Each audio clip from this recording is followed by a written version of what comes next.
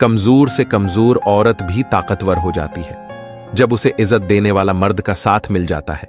Number 2, अगर मर्द रोजाना 3 से 5 मर्तबा अपनी बीवी से इजहार मोहब्बत करे तो औरत कभी डिप्रेशन का शिकार नहीं हो सकती।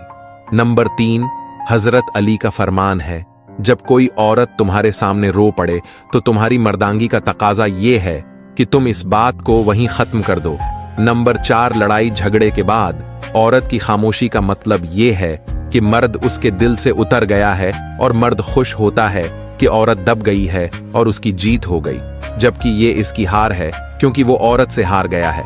नंबर 5, मर्द औरतों को तोड़ना और उन्हें रुलाना छोड़ेंगे जिस दिन वो ये बात समझ जाएंगे कि हमारे नबी ने फरमाया, औरतों के मामले में अल्लाह से डरो। नंबर 6, जैसे आप अपनी बहन को उसके ससुराल में खुश देखना चाहते हैं, ऐसे ही अपनी बीवी को भी खुश रखे क्योंकि वो भी किसी की बहन है।